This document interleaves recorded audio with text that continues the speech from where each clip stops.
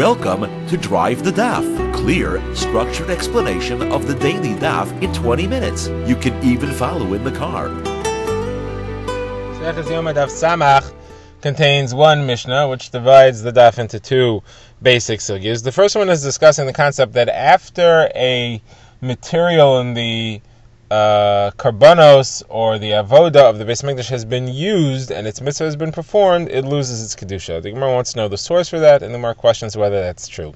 Then we get to our Mishnah, and the Mishnah discusses that all aspects of the Yom Kippur avoda have to be done in the right order, and anything that's done too early, it's moved up from its proper spot, is not counted and has to be done again in its proper spot. The Gemara will discuss three zones in which this halacha may apply, a machlokes as to which zone it applies, and a number of examples of exceptions.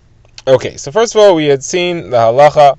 Let's begin. We had seen the halacha that any carbon, blood, material, anything whose mitzvah was performed, its kedusha goes off and there's no me'ila anymore. So Gemara says, how can you say that? There's Trumas Hadeshen. Trumas Hadeshen is a shovel full of ash, has to be taken off of the Mizbeach every morning, and it has to be put in a Makom Geniza, has to be placed next to the Mizbeach. So you see, even though its avod has already been performed, it still needs Geniza, it still has to be hidden away.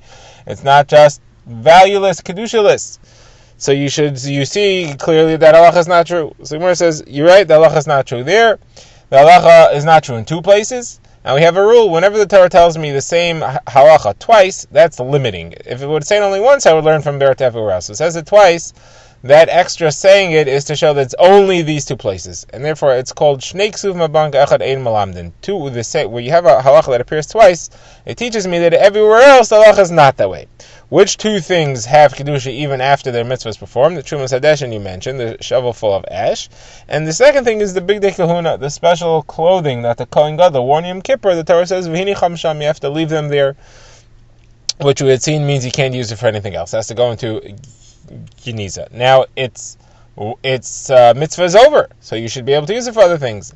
This is an exception, and these two exceptions show that everything else, the rule is that something which has already been used for its mitzvah does not have kedusha. These two things have kedusha. Gemara says not so fast. There's a machlokes whether the Bigdei Kahuna could be used again.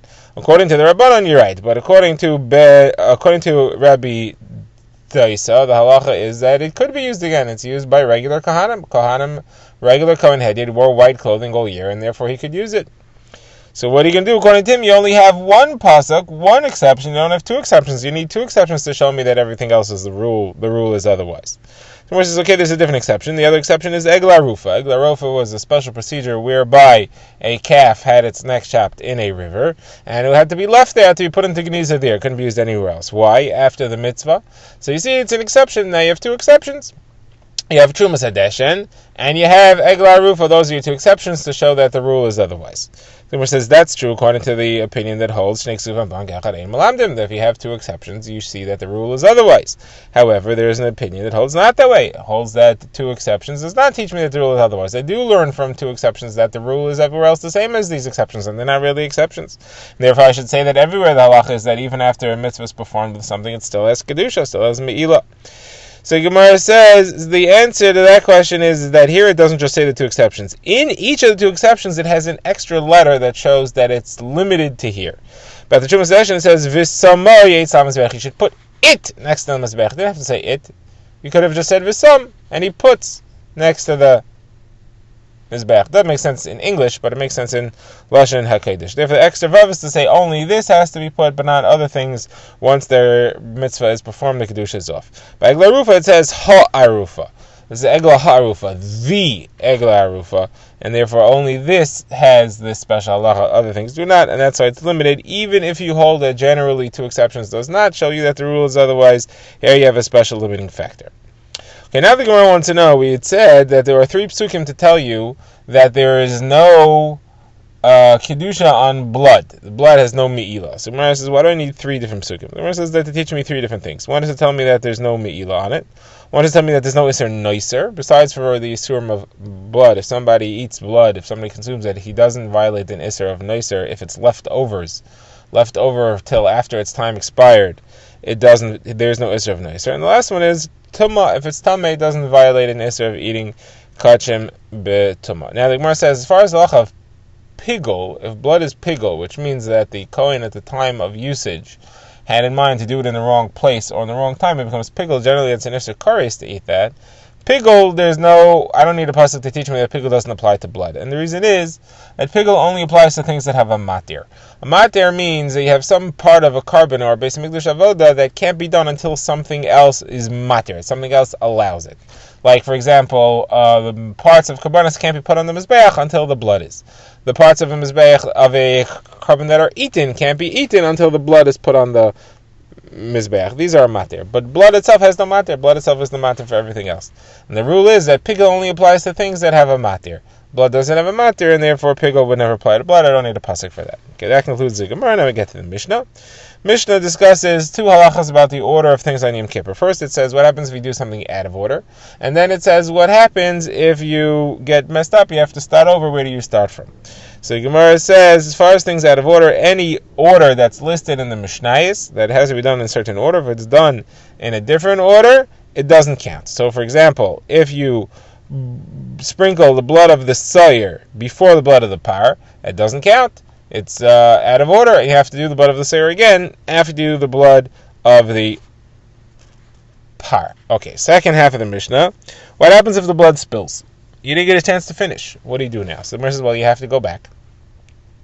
And you have to start over. The question is, where do you have to start over from? So it's a machlokes. According to Rabbi Shimon, you start from where you left off. Let's say the blood of the par spilled in the middle of the sprinklings. Go back, slaughter another par, take more blood, and go back to whichever sprinkling you were up to.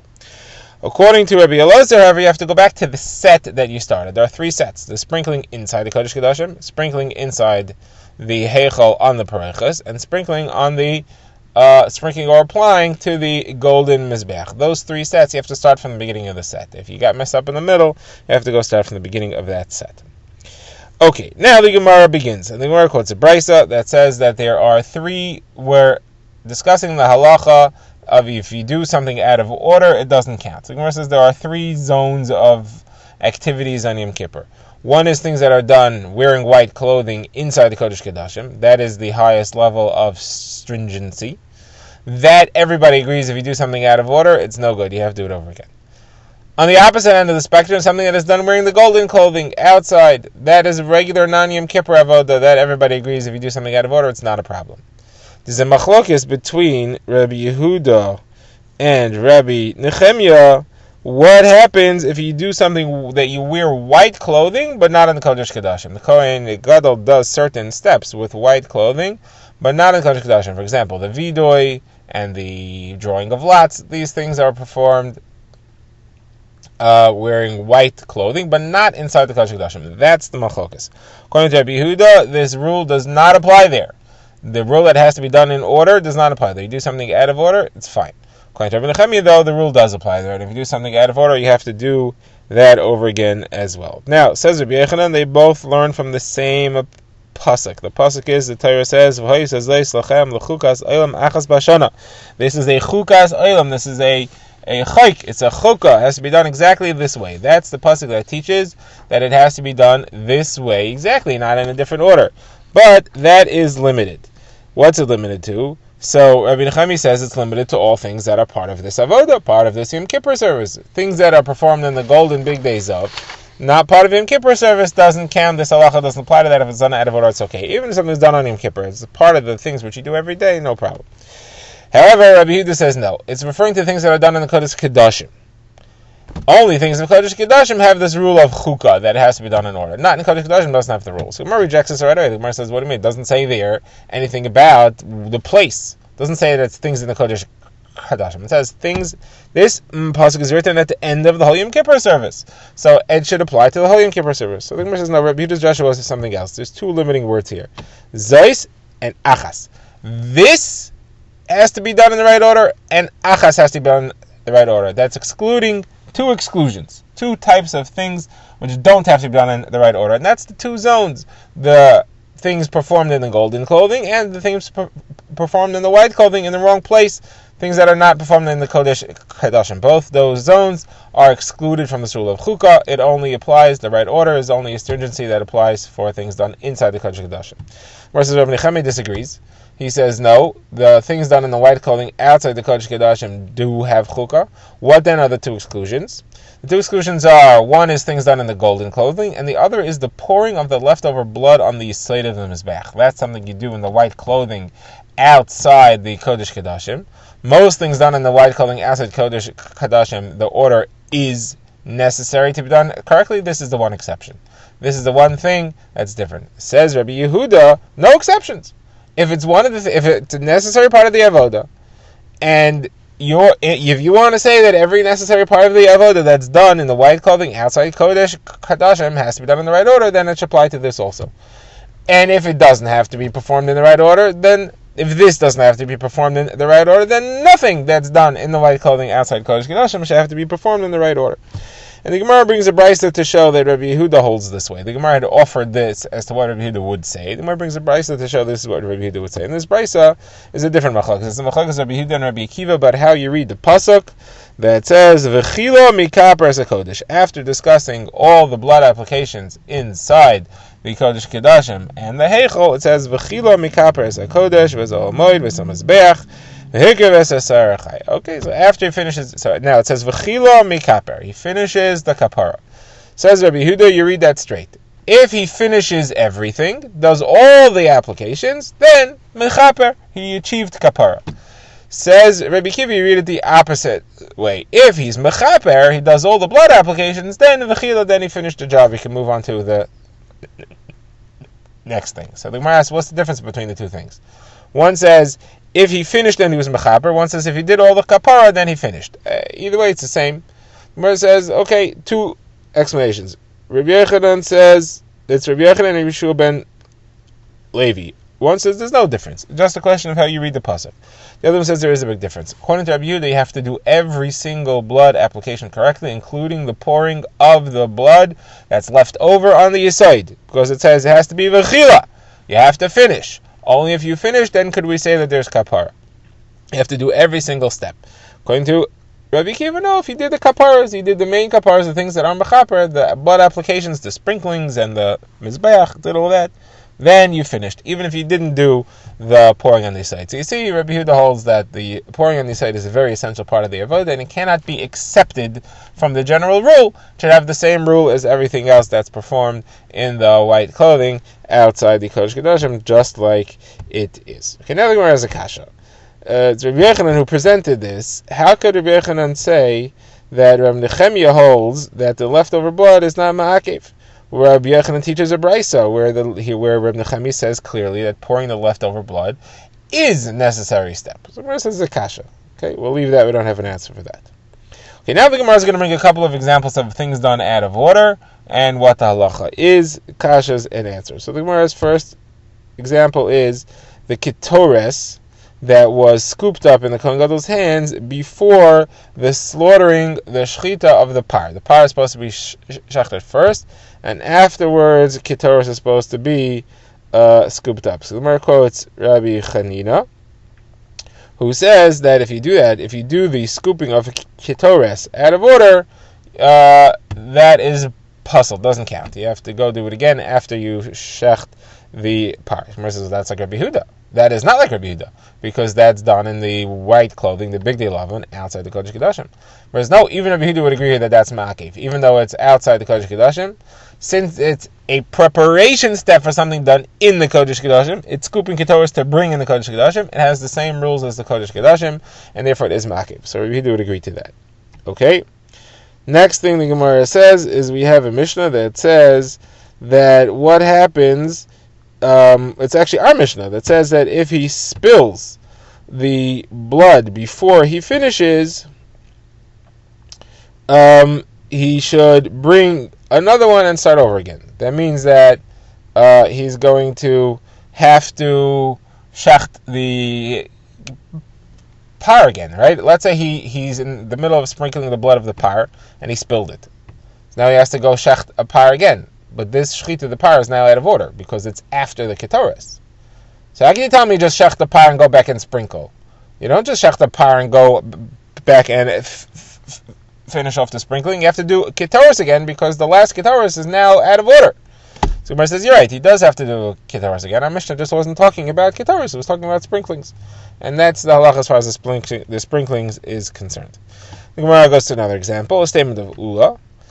Ula said that if the Kohen Gadol shechts the soyer before he finishes the applications of the blood of the par, then he has to go and shecht it again. We know that the proper procedure is he should shecht the par, sprinkle its blood, come out, shecht the sar, and then go sprinkle its blood. So if he shechted the sar out of order before he finishes the sprinkling of the par, he has to go do another shechita. He has to take a new animal and do another shechita because it was done out of order. So Gemara says there's a problem with that, and that's again the Mishnah that says that if he does the blood of the sa'ir before the blood of the par, he has to do the blood of the sar again. That's again in our Mishnah. Now hold on a second. He did the blood of the sar before the blood of the par. That also means he shechted the sar before he finished doing the blood of the par. You can't do the blood of the sar without shechting it first. So not only is the sprinkling of the blood of the sar out of order, the shechita of the sar is out of order according to Ula. If so, why does the Mishnah say he should just go do the blood of the sar again after the blood of the par? He has to go shecht a new sar and do it over again because he did it out of order. So Gemara says, no, we weren't talking about the sprinklings in the Kodesh Kedashim. We're talking about the sprinklings on the paroches in the Heichal. That's done all after the shechita of the sar. Let's get the order straight. He does the shechita of the par, then does the sprinkling of the par in the Kodesh Kedashim. Shechts the sa'ir, then he does the sprinkling of the blood of the sa'ir in Kodesh Kedashim. This was all done properly. Then he came out, our Mishnah meant, and then he came out into the Heichal and he wanted to do the sprinkling towards the paroches, and now he did sa'ir before the par. Okay, so he didn't do any shechita out of order, he just did the sprinkling out of order. Great, so he'll have to do the par now and then do sa'ir again. Okay. Drive the Daf is a project of the Grand Woodlands Shul and is presented by Rabbi Yitzchak Landa. Find us on YouTube or subscribe to daily emails by emailing drivethedaf@gmail.com.